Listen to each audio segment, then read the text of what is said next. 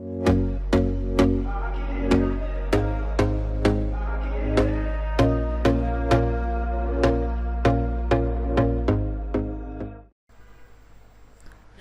দর্শক, আজকে আমরা দেখব উইন্ডোজ 10 ইনস্টল দেওয়ার জন্য কিভাবে একটি পেন ড্রাইভকে বুটেবল করতে হয়। এজন্য আমাদের প্রথম দরকার হবে রাফাস নামে একটি সফটওয়্যার। আমরা সরাসরি গুগল থেকে রাফাস এর ওয়েবসাইটে যাব। এখান থেকে রাফাসের পোর্টেবল ভার্সনটি ডাউনলোড করব।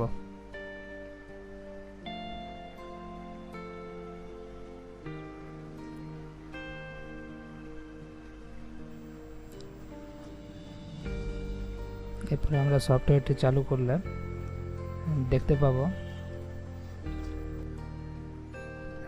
এরকম একটি ইন্টারফেস। এখানে আমাদের পেন ড্রাইভটিকে আগে থেকে কম্পিউটারের সাথে লাগিয়ে রাখতে হবে। এরপর সিলেক্ট বাটনে ক্লিক করে আমাদের কম্পিউটারে যেখানে উইন্ডোজ 10 এর আইএসও ফাইলটি আছে তার লোকেশনটি দেখিয়ে দিতে হবে। এরপর পার্টিশন স্কিম আমাদের জিপিটি হবে কি এমবিআর হবে এটা দেখার জন্য আমাদেরকে যেতে হবে স্টার্ট মেনু। আমরা লিখব কম্পিউটার ম্যানেজমেন্ট, সেখান থেকে আমরা সিলেক্ট করব ডিস্ক ম্যানেজমেন্ট। এখানে আমাদের সবকটি ড্রাইভ দেখাবে। এরপর আমরা ডিস্ক 0-তে ক্লিক করে প্রপার্টিজে দেখব, সেখান থেকে যাব ভলিউমস। এখানে দেখব আমাদের পার্টিশন স্টাইল দেওয়া আছে এমবিআর, সো আমাদের এখানে হবে এমবিআর। তারপরে যা কিছু আছে সব ঠিকঠাক, এনটিএফএস ওকে, দেন আমরা স্টার্ট করলাম। এখানে আমাদের নোটিফিকেশন দিল যে আমাদের পেন ড্রাইভটি ফরম্যাট হতে চলেছে, তো আমরা ওকে দিয়ে শুরু করলাম।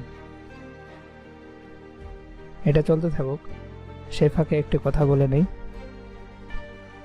এই পার্টিশন স্টাইল যেটি রয়েছে এখানে জিপিটি এবং এমবিআর অনেকেই খেয়াল করেন না।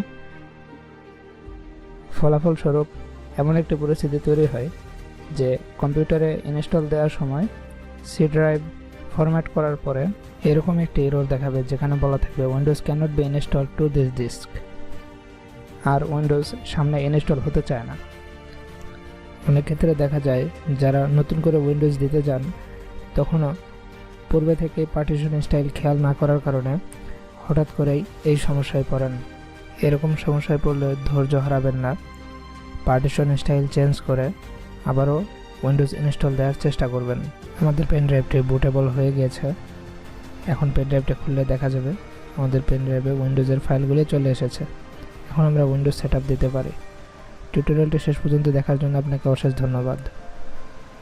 পরবর্তী টিউটোরিয়াল দেখার আমন্ত্রণ জানিয়ে এখানেই শেষ করছি।